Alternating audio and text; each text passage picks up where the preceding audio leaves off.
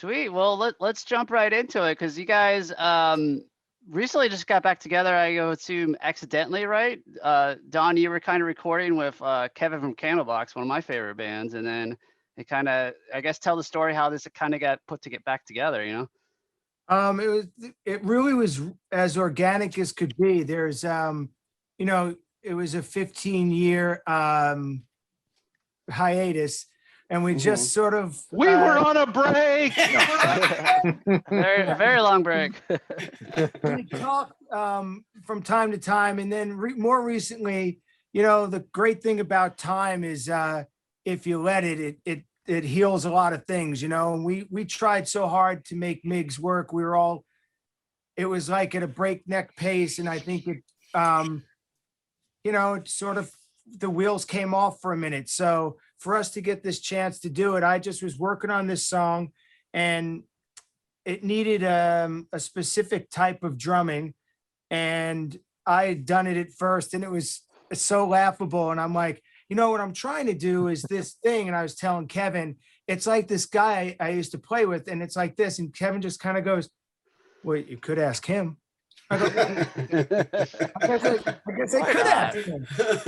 So I asked Jay to do it, and he was enthusiastic about it. And then I had this idea and was like, why wouldn't I just do this with people that I really enjoyed playing with?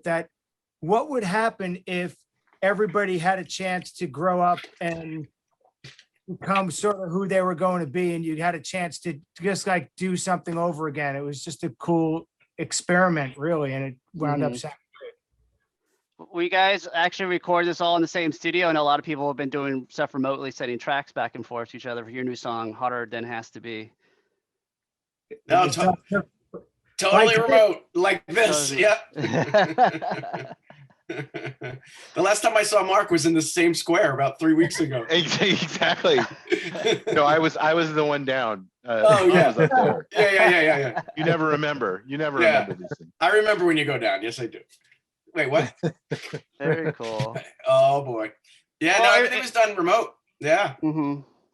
I mean, is this going to be something? I mean, it's just one song now, but is this something like you want to do an EP or album at some point down the road, or do some live shows again, or is it just kind of just? I know a lot of you are busy with other projects too and other bands. Yeah, but like if you, again, like life's so short, we're going to be dead for an awful long time. So like while we're alive, if there's a chance for us to do more, I just sent a little bit of another idea, and I have these other two that I really would love for these guys to do. And as long as people are interested in hearing it, and I don't know why we wouldn't at least make some music. I don't know what the other guys think. Agreed. Yeah, agreed. 100%. Let's go. We're ready to roll. Let's go. Something different. And I'm tired of working by myself, so it's kind of fun to collaborate. It's a lot more fun. Cool. Yeah. I guess talk about the writing process. I guess how do you write not be in the same room, just setting ideas and like tracks? Hey, this could be good part here, and maybe add this here. As someone who's not a songwriter, I'm always curious about how that works. Well, it's funny. Mark was actually saying, he was talking, I think, at just a post or something on Facebook about the rhythm section and just about them doing the thing that they always sort of did. So I think that it's literally, I had an idea, I give it to them, then those guys can tell you what they do with it from there. Yeah, I just try to keep up with Jason. That's it. I just try to, whatever he plays, and try to keep him from playing too prog, and then whatever he plays, I just try to keep up and stay in time, and not rush it and not drag it. It's impossible for keeping me to play too much prog. I know, exactly. Yeah. No, I mean, we do. John and I are actually writing a bunch of stuff together right now, and I'm pointing this way because that's where his that's where my block is. Yeah. And it's writing remotely has been really not much different than kind of what it was when we were in the same room together, which was like always sort of a similar thing where we were able to sort of pick up where we left off, where Don would come up with sort of the bulk of an idea, and then we would put our ideas together as far as arrangement or harmonies or sort of things in the music. And I do a lot of work on my MIDI setup right here, and I send it back and forth to John or Don or whatever, and then I think we're sort of skilled and professional enough where we could make that happen in that way. And it sort of hasn't left us since we left off 15 years ago. Yeah. Yeah, it's fun because for me, like when I joined the band way back in the day, it was like they already had the songs and stuff was kind of already happening. And I came in I had to learn all the stuff, and then I was able to kind of do my own thing. But once we went in the studio to do the record, then I was able to kind of put my own parts and stuff on. So this was kind of the first real, I mean, I guess we did a few in the studio too back then, but first kind of real go around, just being able to start from scratch and just see where it ends up, and it's kind of fun to we get the scratch of it, and then Jason and Mark put their parts on, and then sends it to me, and Don has his parts going, and we just start layering, and it's just a fun process the way it goes down. I remember when because originally you guys were a 3-piece, right? I know he had other members kind of come and go before and Don, right? Oh my God, Mark. Well, Mark was just, you remember what, Mark? Well, I was going to say, I remember when John joined, what we were looking for was somebody who was willing to go full Hollywood strip with his hair. And John was willing to really tease it up, really go for it. Like, remember the first Axl Rose where it was like, "Welcome to the jungle," and then the second one it was down like with the bandana. John was the first one. That's what I remember. I don't remember anything about the music though. Nothing. What's funny about it is Jason, Mark, and I, we honed our skill of the three of us playing in harmony, playing 1,000 bookstore shows. I mean, literally, we just, where there was nowhere to hide. It was like there was one guy playing an acoustic guitar, a dude playing a stand-up bass, and a guy playing pieces of drums. And we had to do a few things. We figured out really quickly where people paid attention. So it helped with songwriting in that it's like, oh, nobody cares about all of this part. Right. They're waiting for this thing to happen. And you could see, we would finish certain songs and all of a sudden the sales would start. Or you could see where the people in the cooking aisle would start coming over. There'd be a certain thing we would do. And so it was really hard. We struggled. It was like Spinal Tap. We could not keep a freaking guitar player because they were either, it was like Spinal Tap meets the Three Little Bears, right? It was, the Gold Sox and the Three Bears. It was like they were too hot, too cold. They did too much of this. It was too this. And John fit in with us because we're just regular guys who like a lot of different music. And that's a tough thing to do. And the toughest thing is John is as skilled as anybody, and to not have to push your agenda on a thing. And I think that's what we sort of figured out. Even with this new song, it was interesting because I sent an idea, and then it wasn't 8 minutes later before Mark was like, we should go to this F or whatever it was in this part of the song, in the chorus. And it was immediate. Oh yeah. But it wasn't like, I want to be able to say something so everybody listen to me. It was like, hey, I think this will make the song better. Well, it's funny just because Miggs was my first pop band. I before Miggs, I was an art rock guy, and it took me a long time after we were playing together to really understand. I think what pop is and how it's successful. It's just the way life works. But it honestly, I was thinking about this today because we had this interview, and I don't think I really understood how to serve the song until probably 5-10 years after we stopped playing together. Oh wow. But now I get it. Now I understand. Wow. I'm here to serve the song. That's what Better late than never. Better late than never. I know. It's funny. But Mark, hey Mark, I remember you really had, we joked about it. You and I probably had the hardest time with the producer who did Insomnia, Gavin McKillop. He was really tough on Mark and I because for different reasons, and he loved John. John was basically his surrogate son. He taught him how to smoke. He did. He loved Jay too because he thought Jay was hard about superhuman. Gavin, Well, he's a dickhead. That's what's so hard. Okay. Well, for those who know, Gavin's done some That's not true. Come on, that's not true. Sugar Cult, I believe. He was great. Really good. He was awesome. Sorry, is this being Yeah. recorded? Speak slowly into the back of this phone, please. Yeah. Yeah. Gavin, so this is a funny story. This is why I say that. So I had a bass. It was a fancy bass, not too expensive. And Gavin had, these ears, and I would play through this bass, and Gavin would be like, wait a minute, hold on. And he basically, he said, I hear a buzz. And he tore apart the studio, and he was replacing cables and going through different buses. And it was like an hour of trying to dial it in. And finally he looks at my bass, which was an Ibanez, and he's like, it's this fucking bass right here.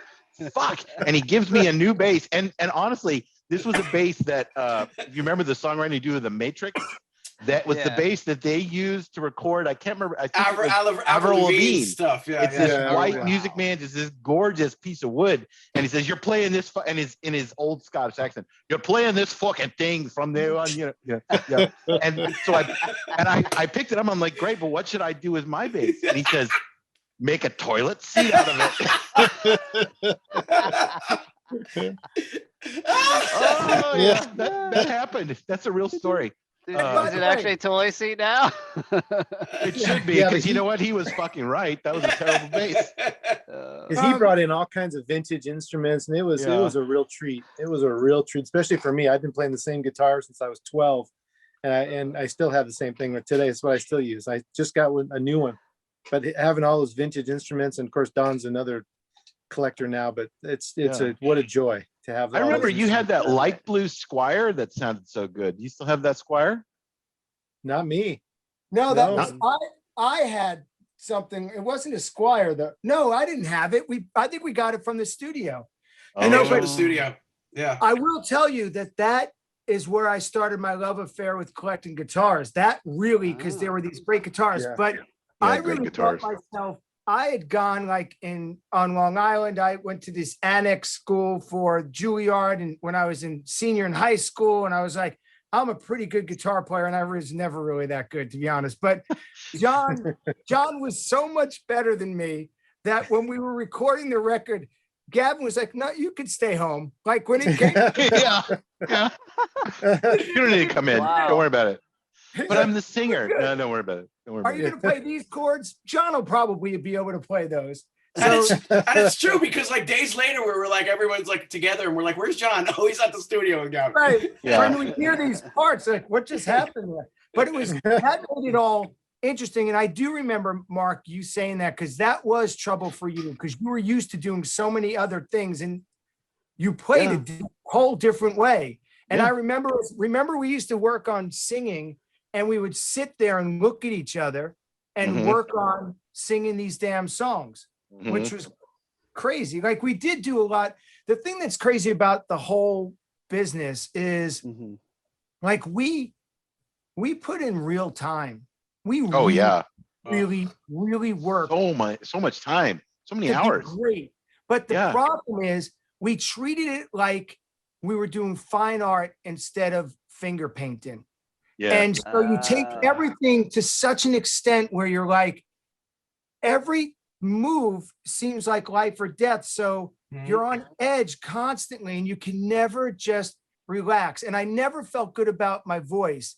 And I still struggle with the idea of hearing it back sometimes, but I was so critical and so horrible kind of at the back of my head, what it would do to me, that it was so hard to just enjoy the moment. And the truth is, it was pretty fucking cool that we were even doing this thing.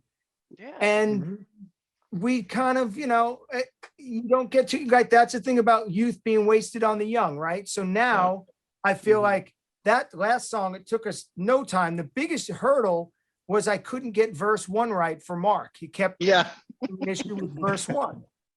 And True. I still don't know if I actually nailed it. That one word is a tough word. It's roaring. The first syllable, roar. Yeah. That's tough to get on time, man. That's tough. Yeah. But the idea of just being able to do that sort of thing is, it's first, like I said, it's a cool exercise in just being alive and figuring out, like, how do you do something after 15 years with people that you like? We were blood brothers. Everyone was we did everything we could to make this ship not sink, Yeah. I mean, I It was think also I freeing honestly, too. It was yeah, freeing because there's no expectations. We're just like, let's just do it and see what happens. Just everyone do their thing and let's just see where it goes. Yeah. And that's what came out. And it's I pretty love fun. it. Yeah. I think I one like of the to things I ask, liked about go the ahead. band. Oh, I was just gonna Go say, I ahead, think one of the things I liked about being in the band, which it took me a long time to understand, is that, especially in the bookstore days, I was with guys who wanted to work as hard as me. Like we wanted to put the time in. We complained about it. I sure as hell complained about it when I had to Oh, yeah. drive after work, 90 minutes from El Cerrito to Almaden, and then set up in front of the cookbooks at the Harry Potter release party, right? And I'm playing my stand-up bass in my office pants, and I sure complained about it. But in retrospect, I mean, what I realized is like that's doing it, and doing that 3 days a week and practicing twice a week to get it right. There's nothing else. The success is either comes or it doesn't. We did And it. picking up that equipment, the three of us, like having to lug so much equipment all of the time. And by the way, we were all like you were putting a full day in at something and then a full night in, and we sold 10,000 CDs out of the back of our trunk. Like at these bookstores, that's an amazing number. Like people would die for those numbers today. That's I remember the first show in Santa Clara. Yeah. And the first, we sold something like 20 CDs in like an hour. And I remember Don and I, you and I looked at each other and we're just like, holy shit, this is gonna work. We're gonna do this. We just sold 20 CDs in an hour. And I don't know if we ever sold that many CDs in another show. No, that one time got you hooked. That's all that matters. He's wrong. I still have the numbers. I used to track every show. It was a great model, and it was a way to like get all these fans. We just didn't really figure out how to scale it in a way that made sense to conquer the world, maybe. But and then bookstores died. Oh, can I tell you? And record Nobody can stores. play like Where us. to play and sell now? Right. Yeah, exactly. But you could have you hear the Frappuccino machine going, door opening, Jim aisle 16, and it looked like we would have full conversations with people while we were playing. Oh my goodness. While in the middle of words of songs, we'd be saying like, and pick up in aisle 9, like we would do all this stuff. Or I would change words like, and you're not hearing a word I'm saying, and nobody gives a shit, whatever. Like we would just say it. So like someone's looking for like the travel guide to Turkey behind me while I'm playing or something like that. Did people ever ask questions like, figured you like worked at the bookstore, like, do you know where I can find the Harry Potter book or something? I'm sure. But then then we thought we had made it. We get to go on, like we get to go do this Virgin Mega Tour thing. And like, that was no better. It was no better. There was no aha moment when you're like, oh, this is what the thing is. And that's what sort of makes you romanticize about those days of like, it really was, the success comes or doesn't. Like Mark said, like we did something that was kind of cool and we did it. No one gave us any of it. Well, I'll tell you, I'll give you a story too. Where I am at is Thousand Oaks. There's a place called Canyon Club. It's about 1,000 seat, dinner type theater place. All the kind of the has-beens and some cool bands come through there and stuff. But it's just a great place to play here. And we got to play there, and it was a great show. And I just remember when we were done sound checking. Yeah, you guys played once without me before, right before I joined. Yeah. And then I joined a little bit. And then I remember after we did sound check, I think we were opening up for Dishwalla that night. And the sound guy, I remember, came over to, I don't know who he was with, but I know it was me and whoever else said, of all the bands I've mixed, and he's mixed probably thousands, he said, you guys present the most level sound from the stage. Like it's just such a dream to mix you guys. It's so easy to mix you guys. Push the faders up and there you go. And it just sounds good. And so that was pretty cool. That's for cool. A nobody band opening up for Dishwalla, who had a bunch of hits at the time. And it's like, that's pretty cool from a guy who's seen a lot of bands come through, that we were tight. We had our act together, tight. Yeah. were. Hey, I remember pretty cool. practicing Go for ahead, the Mark. national anthem, and John, you like putting your ear up to the speaker, and yeah. like walking around and like looking at me, you're flat. No. Like it was, because that one was serious. That was some serious shit, right? Yeah. That was And we big. worked our asses off for that. We worked Remember our when? asses off. Remember after we did the sound check and they come over like That's not gonna work. we were listening to Echo. the ballpark, and so you couldn't sing because you're listening to the ballpark and like Barry Bonds is walking around. Whatever, you're freaked out a little bit, you know. Yeah. Wow. or whoever- Was this? I whatever guess one the that San one was. Francisco Giants, I assume, or No, actually, wait. It was the Oakland- A's. Yeah. The whatever A's it was the is. national anthem. Yeah. But Okay. whatever it was, so we were nervous that like, wait a minute, we just lost the gig during sound check, and we were like, no, we promise you, we will not listen to that, and we will nail it. And then we Yeah, that's did. right. We did. We nailed it. Yeah. I had just started dating my wife. We had just started dating when we did that national anthem gig, and she brought some of her coworkers, and they all sat up in the bleachers and watched us. And I think that was one of the things that sold her on me. She was like, I knew you were doing this, and I guess I figured it would be whatever it was, but holy shit, you guys were really serious. That was incredible. Like, yeah, that's right. That's right, Pulled it baby. off. That was a lot of fun. By the way, the dishwalla opening, Yeah. talking about being serious. I was so whatever. I have my guitar and I still own it's a black Les Paul Studio. Get up on the stage, and the strap broke, and the headstock hit the ground, and the peg to the G string went flying across the thing, and I had to take the second guitar right off the first song. Yeah. Steven, is this a good interview for you? We're I just here love talking all about these. old times. Actually, is there any more Alright, like fun like tour stories? Because you guys toured a lot of different bands, like Maroon 5, you know. Oh my Scott Weiland from God.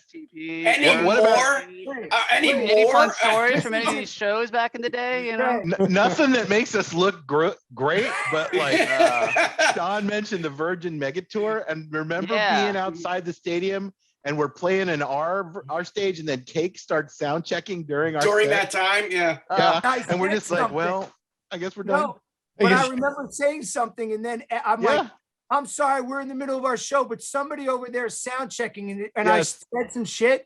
I get off stage, and the sound man says, well, I'm not sure you're going to still be on this tour after that. What year was this? Yeah. Oh God. 2004, I think. Oh, five, probably. Oh, Probably yeah. 2005, I think. Yeah. Yeah. Summer of 5 or something. Yeah, talk about smoke and mirrors, though, right? I mean, Virgin Mega Tour is a big deal, and it's like, you know, we go to some campuses and there's not a soul around, and some campuses like there's just wall to wall people. It was just it was wild. We get to Denver and they just cancel it because of lightning. It's like, well, now what do we? I guess we get in the van and drive to Portland. All right, let's go. Oh my God, That was you're fun, right. you know? Forgot about that. Yeah. Yeah. So- You know, that really, You guys definitely sucked. put in the work. You know, touring in vans isn't fun, and then obviously playing all the book shows in your work pants. I a mean, lot of driving. Mark put on a lot of dress pants. They're like, I did. At the Roxy in LA. They joke, but like I learned how to be a rocker. Like I didn't really, you know, I wasn't really in a lot of rock bands before Miggs. And so the funny story is it was one of our shows, it was at the Roxy. Roxy. I like had just before we start, I had like this full body realization that I was dressed wrong. And I was like, oh, I'm in office pants. This is Were completely you wearing like khaki inappropriate. pants? I want to know your full wardrobe. You're up on at the Roxy, which is like, you know, the hippest place in LA. Unfortunately, it was like pants. I think they were black, thank God, but and like Okay, a good. bowling shirt. And that's what I, you know, Yeah, like a Well, bowling the funniest part is that my friend T-Roy was working the door, and he slipped the curtain guy an extra buck to like drop the curtains for us, so that it would come up and be like all like majestic. And as the curtain's coming up, Mark's looking at me going, "I'm wearing dress pants. I'm wearing dress pants," and the curtain's coming. yeah. It's so true. That really happened. That's what And yeah. the other thing too, I remember Cool. that show too. That was like right when we finished the record, Insomnia and everything, and Gavin was there, and it was a whole, we were kind of like getting ready to push. And we had our equipment, and of course I had this old crappy amp I had from freaking college. I don't even remember. And we didn't have our stuff together. And so you look at the stage and we just look like a pretty little wimpy little band. And have these big half stacks or full stacks of amps behind us. And I remember Gavin coming off and just saying like, what was that? Yeah. You don't even look the part, you know? Yeah, he was so disappointed. And, Wow. You were so Crazy. bummed. He was so disappointed. He was. He really was. Yeah, he really was. But good times. Wait, But there- I mean, you guys put it on this work. I gotta know, how did you land Lindsay Lohan to be in your music video for "Let the Games Begin"? I mean, Well, that's pretty crazy. That is crazy, but those guys were smart enough to have bailed by that point. Yeah. Those are the guys came back, well, 2010, 2011, I think. She was on house arrest and she needed a gig coming out of house arrest. And in typical sort of Miggs fashion that never left us from day one, there was always like a shoe that would drop when something good happened. Like it just was a consistent theme of that band. And we should have, like, honestly, the day we said we weren't going to do it, we should have shot the name right in the head and left it to bleed out. Because so Lindsay Lohan's going to do this thing. She's on house arrest. It's the first thing she's going to do coming out of it. And so she's there and like, I'm like, I don't see it. She looks like a mess. And then the camera would come on and you're like, oh, because behind the camera, she looked great. But about an hour after she started, they're filming things. Her manager comes over and goes, we have an issue. What? Somebody has stolen $10,000 of Lindsay's vintage underwear. I'm like, What? nobody's interested in her vintage underwear. I can assure you, nobody in the band. I didn't even know there was such a thing as vintage underwear. Just old underwear. Yeah. So she wouldn't come out of her trailer. And Oh my God. thankfully, I had a really great manager. And I said to my manager and her manager at the time, I said, you let her know if she doesn't come out of the trailer. We haven't paid her the money yet. We're not going to pay her. I'm going to get a stunt double. We're going to blur the face. We're going to call it art. And we're going to still say she was in the video. And she came out of that trailer and got up and and finished it. But let me tell you, a really great example. This is no disrespect to Gavin McKillop, no disrespect to anyone, but you can't manufacture your way into success. You can maybe if you put millions of dollars in, but if you nickel and dime it, Lindsay Lohan isn't going to make it happen. Virgin Megatour isn't going to make it happen. Good Morning America is not going to make it happen. The light either hits you or it doesn't. And so I think you just accept the moments you get that are amazing and you hope for something else. When our record came out, they did this huge thing that said Insomnia with our faces, and it was up in Virgin. And that to me was success. I went to the mothership of the music, for me, of the music industry in LA. If you want to go somewhere, you go into those record stores, and our face was up, and a huge poster thing was up that John had for a long time, probably. Yeah. Do you still have it? No, God, that was no, but it was in my garage for a long time. And that was, to me, that was success. Like we absolutely. We got to do that, you know? Yeah, So got cool. close. Almost opened up for Bon about you Jovi. guys, man. That's right. We almost Well, opened thank up you for Bon guys Jovi. so much. We're running out of time. So if before anything coming up you're allowed to talk about before I let you go? Or obviously you got the I new think we're single gonna- and lyric video. We're gonna make some more music, and and again, it'll just be because we enjoy doing it. If people happen to buy it and stream it, that's great. But I'm just really thankful fun. that we can make some music together.